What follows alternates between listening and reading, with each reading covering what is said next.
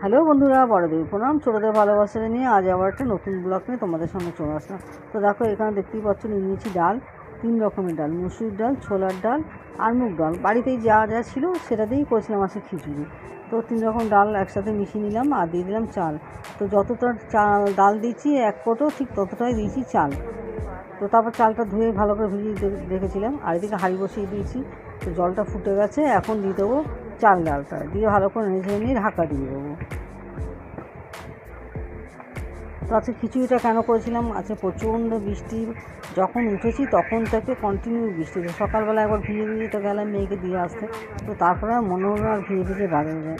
তো বাড়িতে যা ছিল সেটা দিয়েই তাই করে ফেললাম, তাই খিচুড়ি করে ফেললাম, আর যা যা ছিল সেগুলোই করলাম, আর আলাদা করেও কোনো কিছু করিনি। তো তারপরে পরিমাণ মতো নুন দিয়েছি, হলুদ আর 10-12টা চেরা কাঁচা লঙ্কা দিয়েছি। তো দেখো দিয়ে আবার বেশ কিছুক্ষণ ফুটিয়ে নিয়েছি। তো আমার প্রায় ডাল চাল সবই সেদ্ধ হয়ে গেছে। এখন দিয়ে দেবো ফোড়নে দিয়ে দিলাম শুকনো লঙ্কা, তেজপাতা, সাদা জিরে। তো ফোড়নটা হয়ে আসলে দিয়ে দেবো কিছুটা কুচানো কাঁচা পেঁয়াজ, আর দিয়ে দেবো স্বাদের ব্যালেন্সের জন্য সামান্য মিষ্টি দিয়ে ভালো করে পেঁয়াজটা ব্রাউন করে ভেজে নেবো। ব্রাউন করে ভেজে নেওয়ার পর দিয়ে দেবো 2টো টমেটো।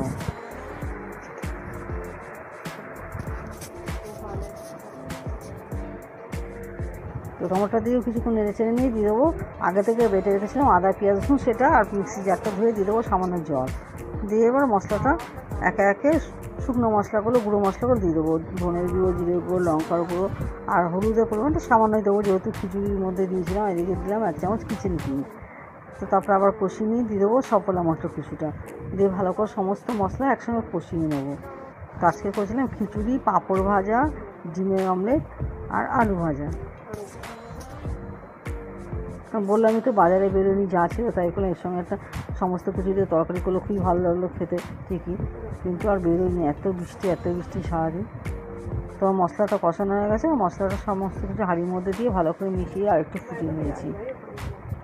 তো হয়ে গেল আমার খিচুড়ি। তো আমার ভিডিওটা যদি ভালো লেগে থাকে একটা লাইক ও সাবস্ক্রাইব করে দেবেন। তারপরে একে একে ডিমের অমলেট, পাঁপড় ভাজা, আলু ভাজা এগুলো করে নিলাম। তো আজকের মতো ভিডিওটা এখানেই শেষ করছি। সবাই ভালো থাকবেন, সুস্থ থাকবেন।